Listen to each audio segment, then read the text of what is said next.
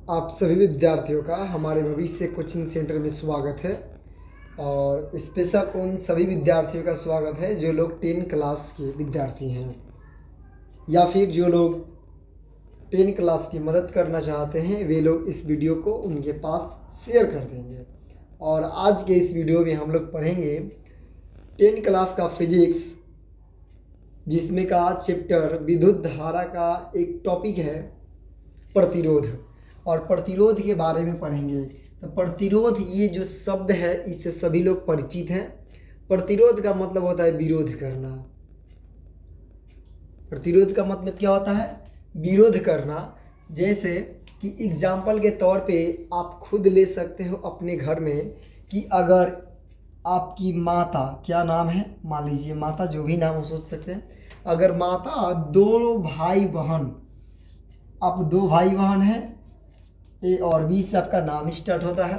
अगर आपकी माँ दोनों को एक ही निर्देश देती है, बराबर निर्देश देती है, तो क्या दोनों रूप एक समान रूप से दोनों पालन कर पाते हैं? इस बात को, क्या दोनों लोग उनकी बातों को एक रूप से मान पाते हैं? नहीं मानते हैं। दोनों को विचार अलग अलग होता है और दोनों पर इस बात का प्रभाव भी अलग अलग पड़ता है। यानी कि जो जितना बात को पालन करता है वो अपनी माता का विरोध कम किया, यानी प्रतिरोध कम किया। और जो बहुत कम बात को मानता है, बहुत कम आज्ञा को मानता है, उसका प्रतिरोध बहुत अधिक होता है। सेम इसी तरह से, इसी प्रकार से जब हम किसी भी विद्युत परिपथ में, किस परिपथ में? विद्युत परिपथ, यानी कि हम किसी बैटरी से क्या करते हैं, जब तार को जोड़ते हैं तो हमारा विद्युत परिपथ बन जाता है। क्या बन जाता है? एक विद्युत परिपथ बन जाता है। और विद्युत परिपथ क्या होता है? तो जिस पथ से विद्युत गमन करता है, यानी विद्युत चल जाता है, आसानी से होकर के गुजर जाता है जिस पथ से विद्युत, उसको विद्युत परिपथ कहा जाएगा। तो इसी परिपथ से, यानी कि जब किसी विद्युत परिपथ से जब विद्युत गुजरता है तो इसमें अलग अलग पदार्थों को, यानी अलग अलग चालक को रखा जाए। जैसे लोहा रखा जाए, या फिर तांबा रखा जाए, पीतल रखा जाए, टीन रखा जाए, सोना चांदी रखा जाए। तो सभी पदार्थ जो आएंगे, जो चालक पदार्थ होंगे, तो सभी चालक पदार्थों में विद्युत जो धारा है अलग अलग रूप से, अलग अलग मात्राओं में प्रवाहित होगा।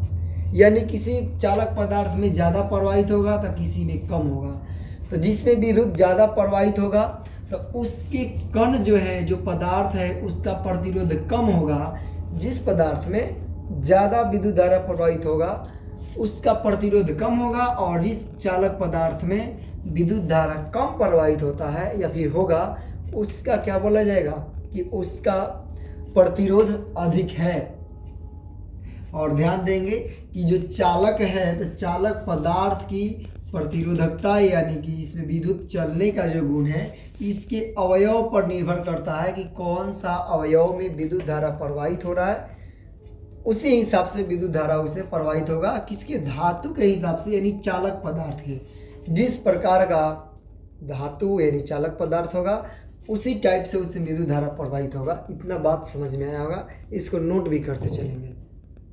इस बात को समझाए, उसको नोट करेंगे। क्या है कि परिपथ में जब धारा का मान, क्या है कि परिपथ में धारा का मान परिपथ के अवयव पर निर्भर करता है। यानी कि परिपथ में कौन सा, ये जो परिपथ बन गया है, इस परिपथ में कौन सा चालक पदार्थ रखा जाएगा, उस पदार्थ के अवयव के ऊपर निर्भर करेगा उसमें कितना धारा प्रवाहित होगा। जैसे बताए, लोहा, सोना, चांदी, टीन, अगर अलग अलग पदार्थ यहाँ पे रख दिया जाए तो उसमें विद्युत धारा प्रवाहित भी उसके अवयव पर निर्भर करेगा।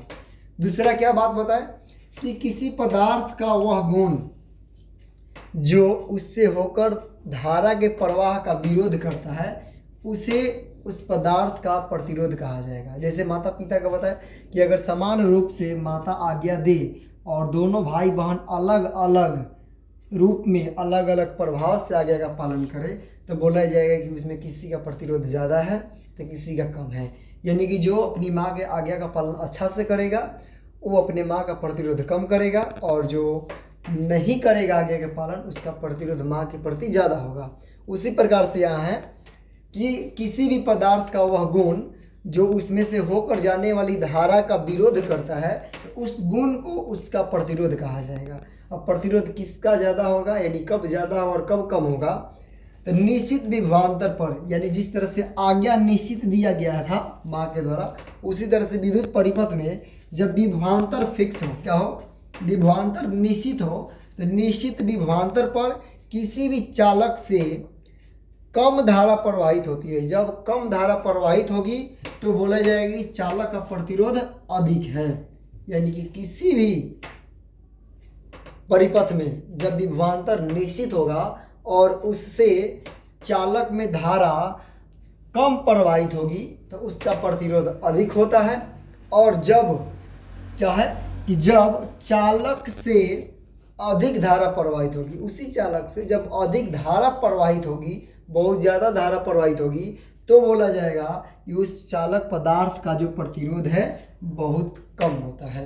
यानी कि जब चालक पदार्थ से धारा बहुत ज़्यादा प्रवाहित होता है तो उसका प्रतिरोध बहुत कम होता है।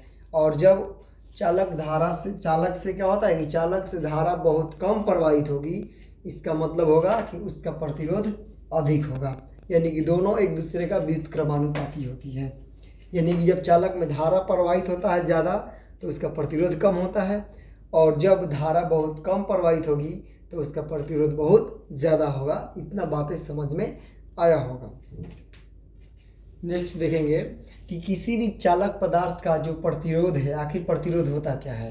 तो किसी भी चालक पदार्थ, यानी कि जब हम विद्युत परिपथ का निर्माण करते हैं तो इसके द्वारा जो इसमें विद्युत धारा प्रवाहित होगी, तो यहाँ देखेंगे अलग अलग जब हम पदार्थ ले लेते हैं तो क्या होगा, ध्यान देंगे, ये जो विद्युत धारा प्रवाहित होगा इसमें जब हमारा विभवांतर भी जो एकदम समान रूप से होगा, तब इसमें क्या होगा कि जो यहाँ पदार्थ रखा जाएगा इसका आर यानी कि प्रतिरोध क्या होगा।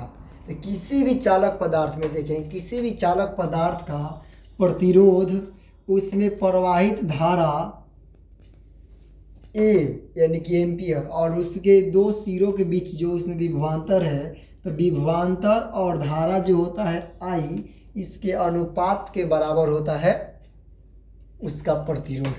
तो इस चीज़ को नोट करेंगे और फिर बताएंगे कि समझ में आया है या नहीं।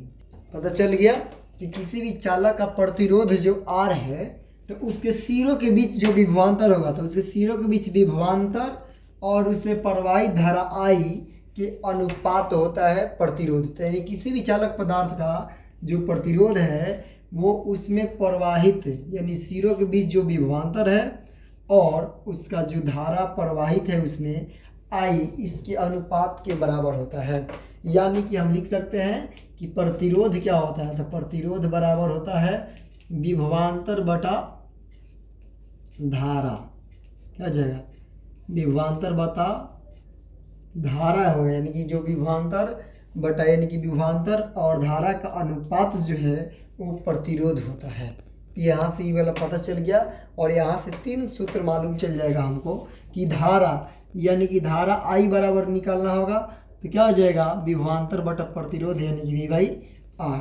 और जब हमको विभवांतर ज्ञात करना होगा यानी कि विभवांतर बराबर निकालना होगा, तो I इंटू R हो जाएगा। और यही आगे फार्मूला चल के बनेगा कि जब विभवांतर हमको निकालना होगा तो क्या जगह विद्युत धारा और गुना कर लेंगे प्रतिरोध से, तो हमारा विभवांतर निकल जाएगा। जब विद्युत धारा निकालना होगा तो विभवांतर को प्रतिरोध से डिवाइड कर देंगे, भाग कर देंगे, तो विद्युत धारा निकल जाएगा।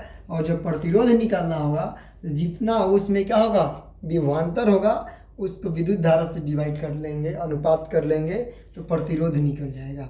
और यहाँ तक जो बातें हैं समझ में आया होगा। और इस बात से एक और चीज़ पता चल रहा है कि जब विभवांतर यानी कि 1 वोल्ट विभवांतर में 1 एम्पियर की धारा प्रवाहित की जाएगी तो उसमें उत्पन्न प्रतिरोध 1 ओम होगा। क्या होगा, 1 ओम होगा, क्योंकि प्रतिरोध का ऐसा ही मात्रक जो होता है ओम होता है। यानी कि जब 1 वोल्ट की विभवांतर इसमें प्रवाहित हो और इसमें धारा जो है प्रवाहित की जाए 1 एम्पियर, तो उसमें उत्पन्न होने वाली जो प्रतिरोध है 1 ओम की होगी।